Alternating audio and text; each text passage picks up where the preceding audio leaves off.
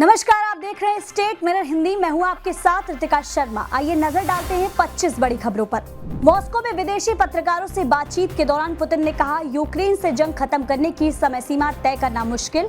समाधान की कोशिशों के लिए पीएम मोदी की तारीफ करते हुए पुतिन ने जताया आभार।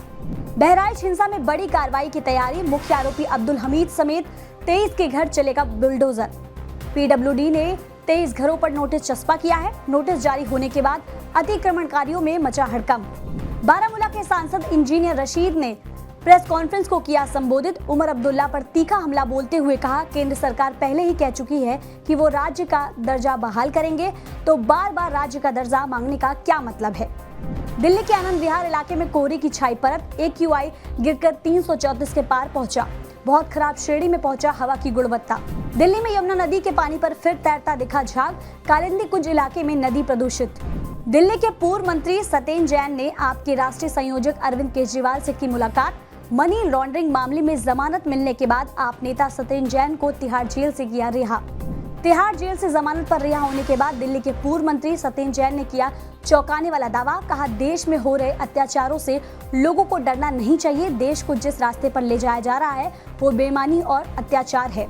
यूपी में उपचुनाव को लेकर सीएम योगी ने बुलाई बड़ी बैठक। सभी चुनाव वाले जिलों के प्रभारी मंत्री होंगे शामिल। सीएम आवास पर उपचुनाव को लेकर करेंगे चर्चा।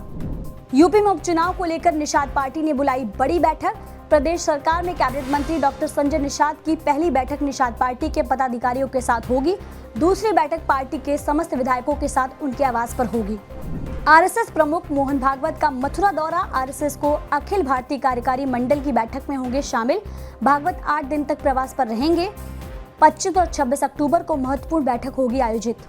बसपा सुप्रीमो मायावती ने उपचुनाव में खोले उम्मीदवार के पत्ते। कुंदरकी विधानसभा से संबल के रफत उल उर्फ नेता छिद्दा चुनाव लड़ेंगे। बसपा मुरादाबाद जिला अध्यक्ष वेद प्रकाश ने की घोषणा। बहराइच एनकाउंटर पर बीजेपी नेता मुख्तार अब्बास नकवी का बयान, कहा, दंगाइयों की ठुकाई जरूरी। योगी सरकार के राज में दंगों पर नियंत्रण हुआ है। यूपी के सिद्धार्थनगर में भीषण हादसा, 53 सवारियों से भरी बस नदी में जा गिरी। हादसे में 3 लोगों की मौके पर मौत, कई लोग घायल। अपने हिंदू स्वाभिमान यात्रा पर केंद्रीय मंत्री गिरिराज सिंह ने कहा, जिनको मेरी बात से ऐतराज है, मैं उनसे निवेदन करता हूं कि 10 दिन के लिए कटिहार, पूर्णिया, अररिया, किशनगंज में आकर रहें, तब पता चलेगा कि लव जिहाद किसको कहते हैं। मेरी संस्कृति, धन, धरती और धर्म तीनों खतरे में हैं। बिहार के बांका में तेज रफ्तार कार ने श्रद्धालुओं को कुचला, 4 की मौत। SDPO विपिन बिहारी ने कहा, कांवरियों को एक वाहन ने टक्कर मार दी। अभी स्थिति सामान्य है, पुलिस मौके पर मौजूद है। बिहार जहरीली शराब त्रासदी पर पूर्णिया से निर्दलीय सांसद पप्पू यादव ने कहा, जब सरकार समय समय पर नीति बदलती है तो सरकार अवैध शराब को लेकर कोई कानून क्यों नहीं बनाती। प्रशांत किशोर की सभा में हंगामा, टिकट बांटने को लेकर कार्यकर्ताओं ने काटा बवाल। कार्यकर्ता हुए बेकाबू, नारे लगाते हुए एक दूसरे पर चलाई कुर्सियां। हरियाणा का नामी बिजनेसमैन गिरफ्तार, ईडी ने कसा शिकंजा। कारोबारी अमित कत्याल, राजेश कत्याल बिहार के पूर्व सीएम लालू प्रसाद यादव के करीबी। ईडी राजेश कत्याल से लगातार पूछताछ कर रही है। इंडिया गठबंधन में सीटों के बंटवारे पर मंथन जारी, संविधान सभा सम्मेलन में होंगे शामिल। राहुल गांधी सीएम हेमंत सोरेन से करेंगे मुलाकात, सीट शेयरिंग पर होगी चर्चा। कई देशों के सांस्कृतिक कार्यक्रम पर हिमाचल प्रदेश के सीएम सुखविंदर सिंह सुक्खू ने कहा, जब से हमारी सरकार सत्ता में आई है, पहली बार कई देशों के सांस्कृतिक कार्यक्रम का प्रदर्शन किया गया। इस बार हमने राजदूतों को आमंत्रित किया और भविष्य में हम इस उत्सव को और भी बड़ा बनाएंगे। बंगाल की खाड़ी से उठ रहा है साइक्लोन। अमेरिकी और यूरोपीय मौसम मॉडल ने बताया कि साइक्लोन डाना 24 से 26 अक्टूबर के बीच भारत के पूर्वी तट से टकराएगा। मौसम विभाग ने बताया, अगले 2-3 दिनों में बारिश होने की संभावना है। दिल्ली और उत्तर भारत में मौसम ने ली करवट। दुबई से जयपुर के लिए उड़ान भरने वाले एयर विमान ईमेल के जरिए मिली बम की धमकी।